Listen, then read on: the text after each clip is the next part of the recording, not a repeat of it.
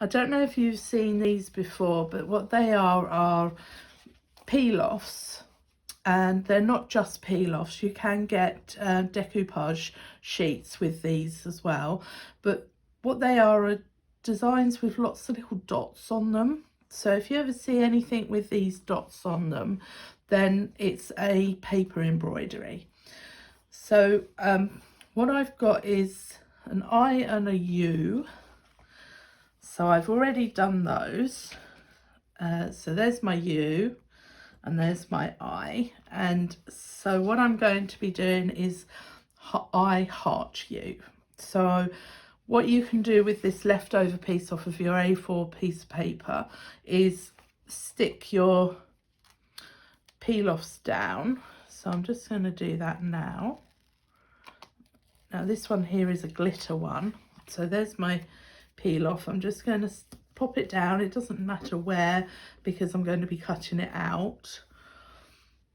And so that's already put on my black, and you can really see the glimmer from that. So there's my card, and there's my layer for the front of my card. So I've cut out the roses, and I know it's got roses on it, but I don't think it's too feminine that it can't be used for a masculine card, because it's not until you really catch it in the light that you really see them to their full extent. I mean, it's a beautiful sheet of paper, and I really love the design on it, and I think it's just going to look lovely in this card. So that's what I'm going to be layering up with.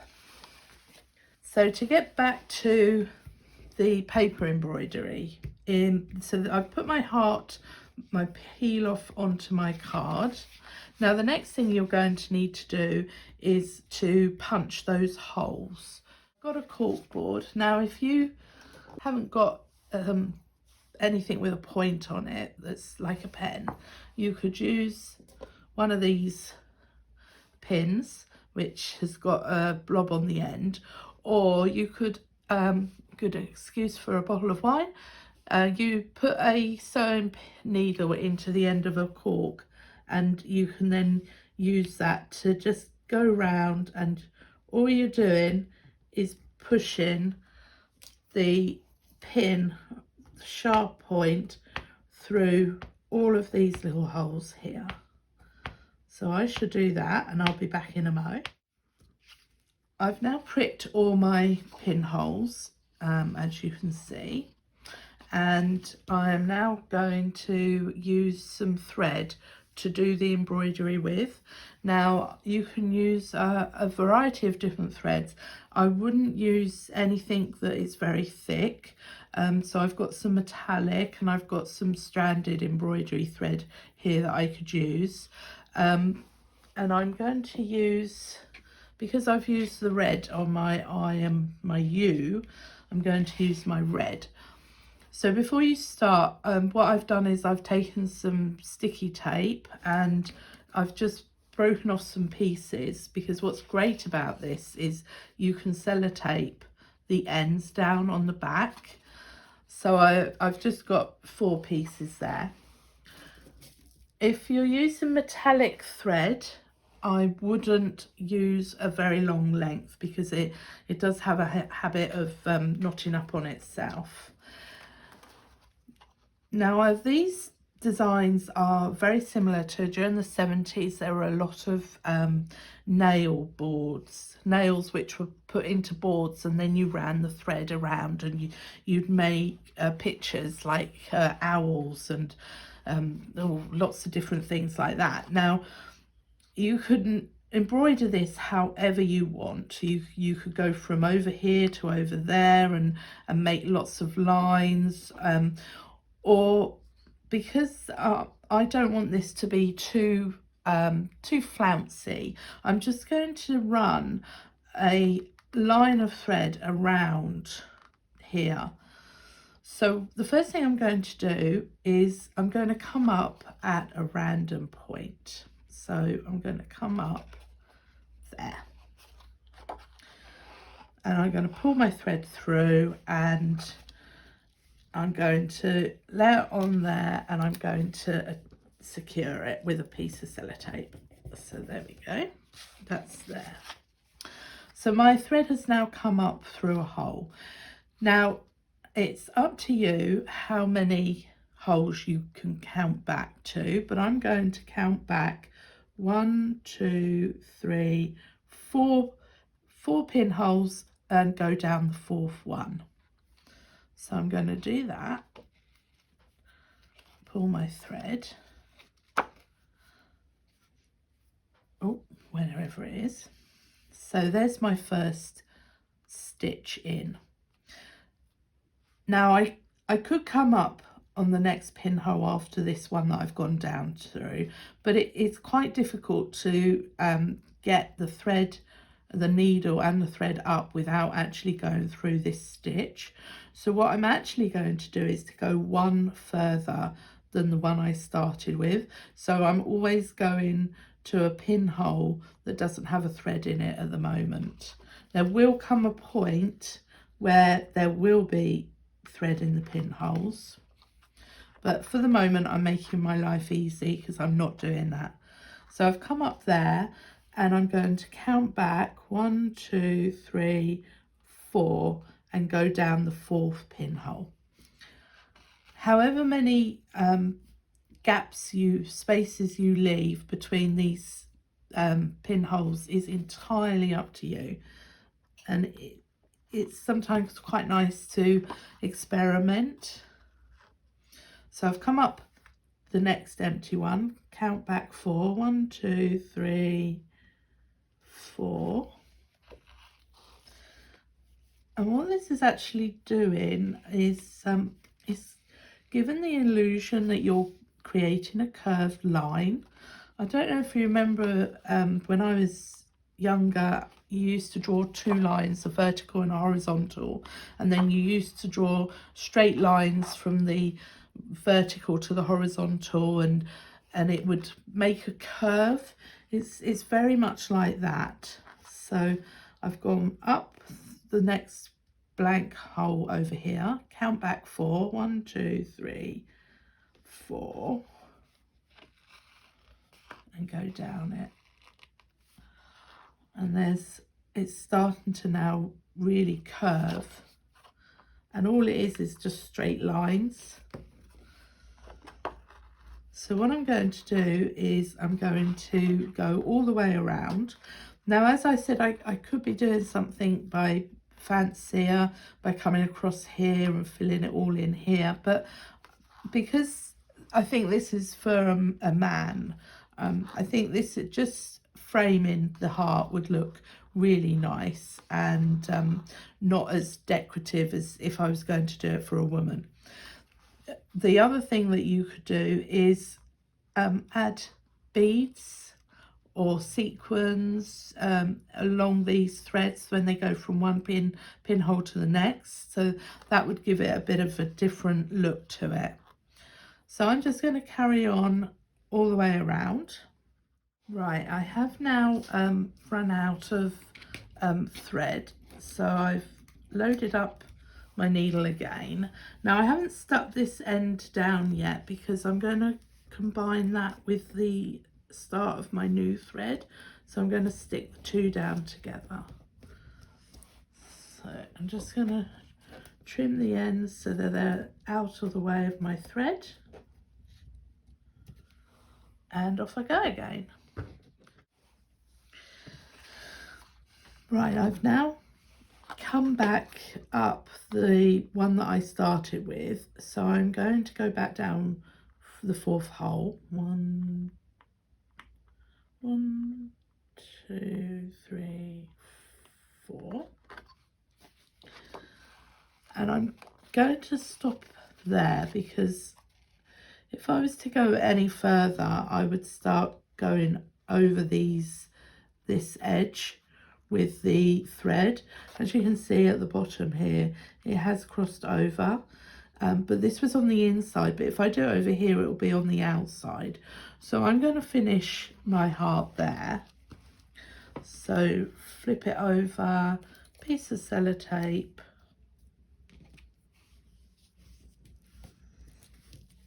trim the ends, and that's the heart finished. So the next stage I'm going to do is I'm going to cut the heart out. Okay, so my base card and my layer. So I'm just going to add some double-sided sticky tape to this. So I've pulled the end double-sided sticky tape back, and I've now got the ends sticking out like so. So I'm going to decide which way up. Oh, this is a difficult one. I think it's better that way, I think. And then I'm going to just gently lay it down. Now, because I haven't removed all my double-sided sticky tape, I can sort of lay it down, but I can also lift it because it's not completely stuck down. So it's still liftable, but I think that's pretty good. So, and then once you're happy with where it's positioned, you can just pull out the tabs like so.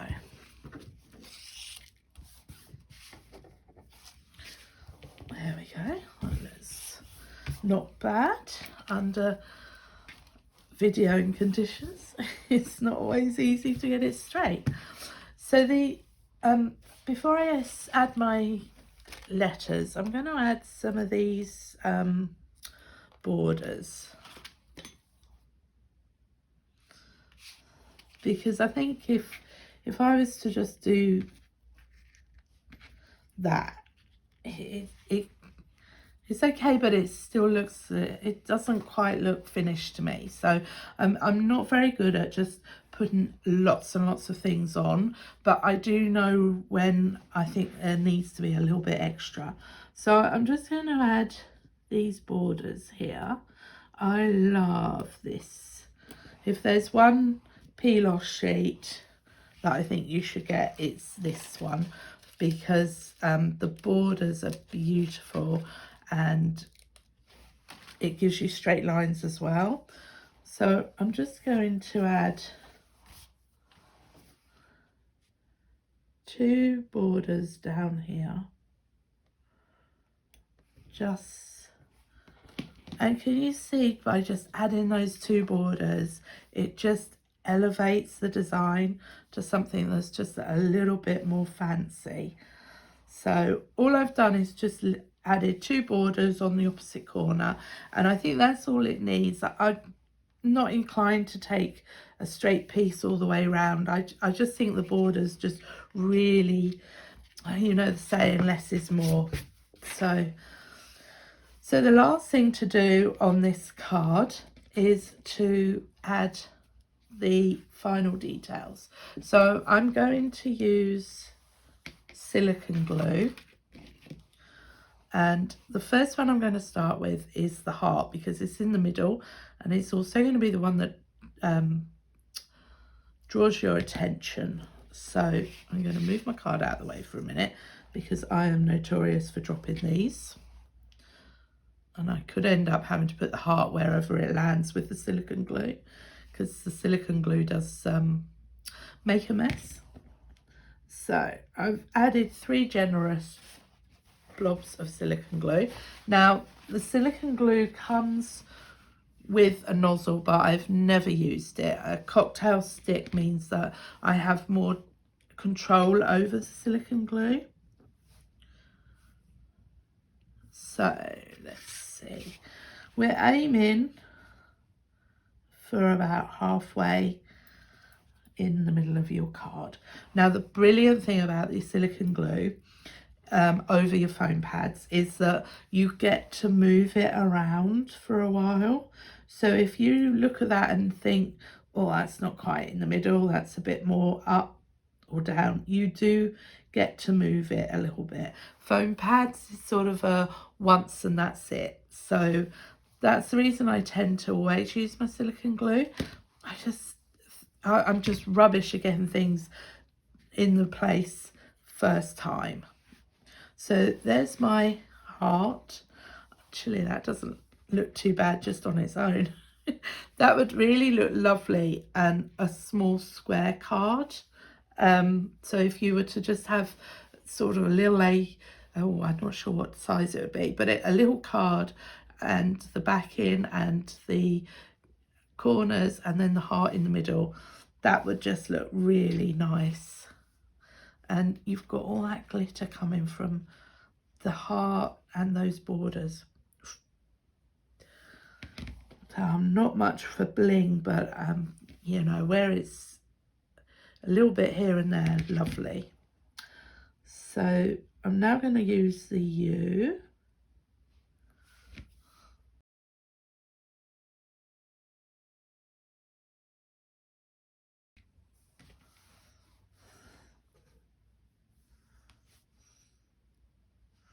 So this is the point where I usually drop it. So fingers crossed. Okay, so I'm just going to place it down there.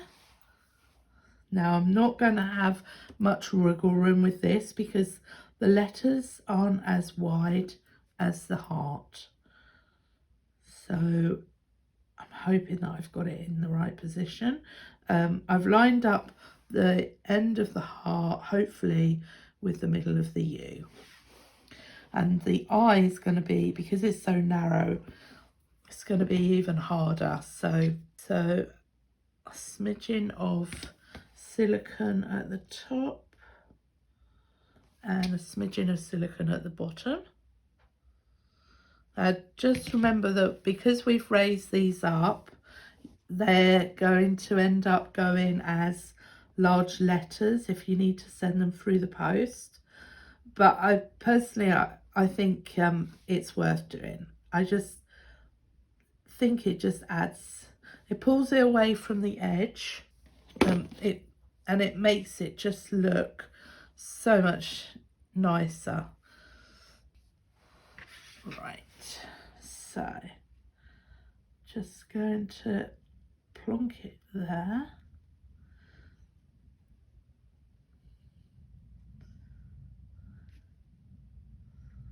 So now let's, now if you're not sure, just hold it up to your eye level. Oh, I think that's pretty good. It does look like I might have a bit of, might have to just nudge it up a little bit because I've got a bit of silicone glue.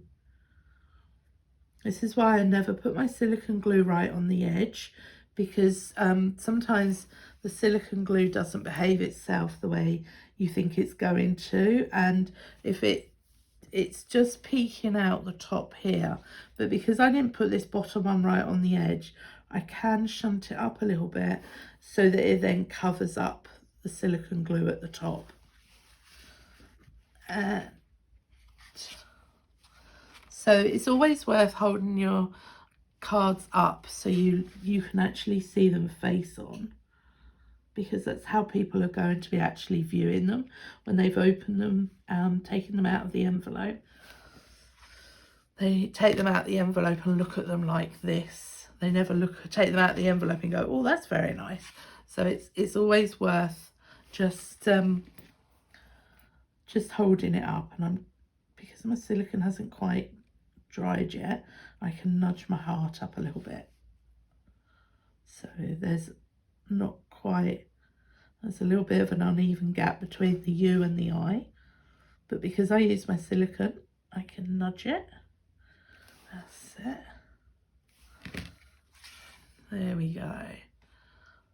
So, and that, I think, well, I hope you'll agree, is just a lovely card to get through the post.